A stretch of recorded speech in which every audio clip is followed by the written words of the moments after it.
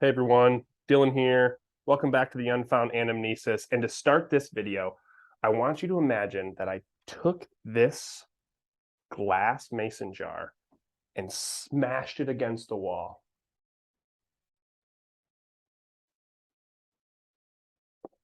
I won't do it because my wife will kill me. And I still have apple cider and fireball in there.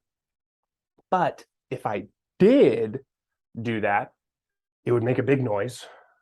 It would shatter, right? There'd be glass everywhere.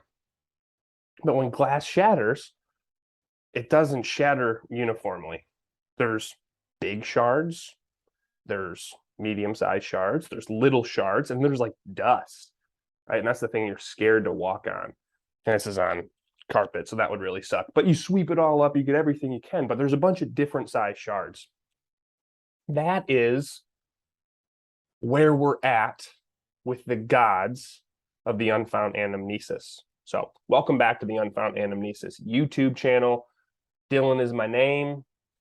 Make sure you like and subscribe to this. Make sure you like and subscribe to this. Leave comments. I always get a bunch of people that are like, hey, we love what you're doing. And in my mind, I'm like, cool, can you give it a like? Help the algorithm. Let more people be able to see this. So like, subscribe, comment, tell people about it, make fun of me. I don't really care. This week, what we're doing is we're talking about the origin of the cosmos, of the universe, of the unfound anamnesis. And in that universe exists Bestunia. And in that, oh, don't do that. In Bestunia exists our main character, Joan and Artie and James and Buntu, right? So we're taking a step back and actually talking about the origin of this entire universe these next couple of weeks. We've talked about the actual origin story, darkness, mother, father, essence come out of it. We have the now and the before. Mother and father then start to create worlds and create reality for the essence to live and to learn lessons. They get to their breaking point. Mother's like, I'm going to cast a spell. So the essence forgets that it's supposed to learn lessons, take some of the pressure off us. It works for only a small portion of the cosmos, but the after effects creates the primordial darkness, the chaos that exists as Azigra and Titans, who we're going to learn about in a long time. And it also kills mother and father in the process of activating the spell. And mother and father are these crystalline celestial entities that shatter like this, and their shards go all throughout the cosmos. So what happens to them? Those shards go into different planets, into different areas. Some fall into people themselves, beings themselves. Others fall on someplace on Earth and are found by beings. And when they're found, when these shards are found by these entities or beings and touch, their powers come into that being. That being who is just a part of essence now is a part of mother and father. They almost turn into these deities, right? More like a Hercules. Why can't I think of that word right now? Demigod. There we go. Not gods, but like demigods, right? Some of them super strong. Some of them find bigger shards of mother and father, have more power that come into them. So they go from simple beings, part essence, and they're fused with godly powers of creation. And what we know in the beginning is there's 12 original arcs. 12, come on, spiritual number, disciples, constellations. Arcs being a shorter word for the word architect, but it's ARKS, like Noah and singular. Arcs, right? Their job is to create reality. They have this new power that they're starting to figure out. This knowledge is being transferred to their brain. And there's 12 original arcs, and there's 3 high arcs: Euros, Yagara, and Toric. And when they were imbued with these powers, they had this calling to leave their planet and go to the original planet where mother and father started to create beings for the essence to reside in. And this original planet is called Alpha. And these three high arcs call out to the remaining arcs. 12 of them come to Alpha. Then they set up shop. This is their home base. And as time goes on, remember, time not as rigid as we think about it, but as time goes on, they realize that they can start to communicate with this higher force that is essence, right? These are all my notes, by the way. Takes more energy, takes more time for them.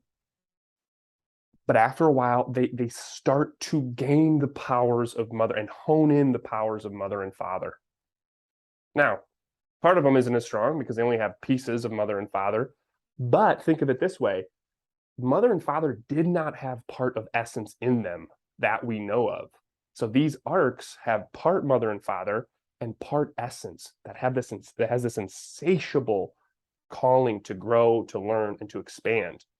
So we really have like these superhumans, these super gods in a sense, because they have this insatiable drive to get better. And they do so. And the original 12, being led by the high three, take on the calling of mother and father and start to create for the essence. But the other thing they need to do is defend, because now they have this darkness impeding in on them. If we were to look at this great war in a percentage, I'd say about 20% is lost. 20% is living in that darkness. 20% is the area where the Azigra reside, but they want to grow as much as the essence wants to grow. So now the arcs, after time, they realize, oh man, we're losing ground. We have to defend as well. We need to create and to defend. So these arcs meet regularly. They converse, they strategize, they philosophize, and most important, they record what they are conversing on, and they keep record of all of their new powers, all this information, the history. They start to chronicle the history of time in the great library that exists on Alpha. But arcs are creators. So after some time of this impending threat of Azigra, or pretty badass shadowy beings, arcs say, hey, we need some help. And they converse with the essence and they create their own army. And they create it out of two types of beings, Saginta beings and Insagia beings. And each of these beings serves a different purpose. Saginta beings are the warriors of the cosmos. The arcs communicate with essence and say, hey, can we have a bunch of you so we can make an army of beings ready to battle the darkness? Maybe the lesson you want to learn is how to defend what's yours and honor and how to defend what's yours. Essence says, that sounds kind of cool. And from that, the arcs create Saginta beings that are really their frontline soldiers to protect themselves from the darkness so the arcs can create. And Insagia beings exist as the combat medics and the engineers.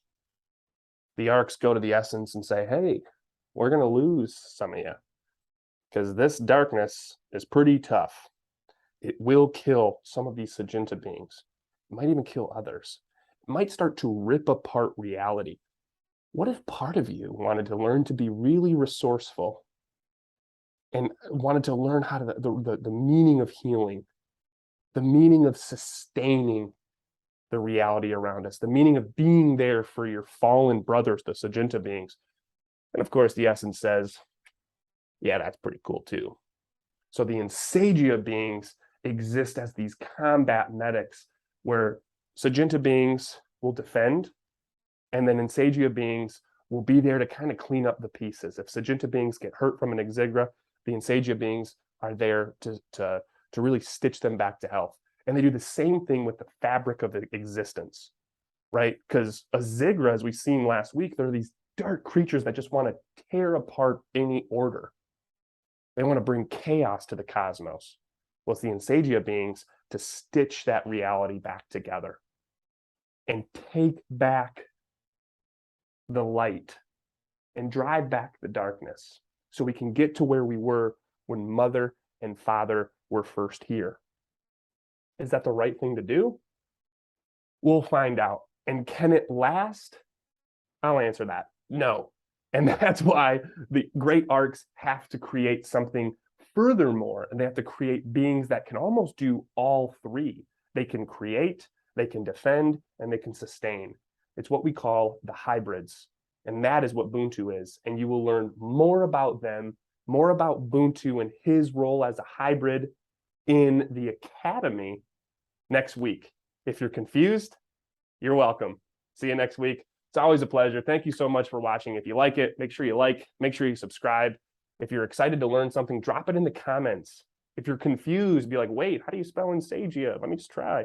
Put it in the comments. The more comments we get, the better the algorithm. I appreciate you. Hope you appreciate this. Let's keep creating. Take care.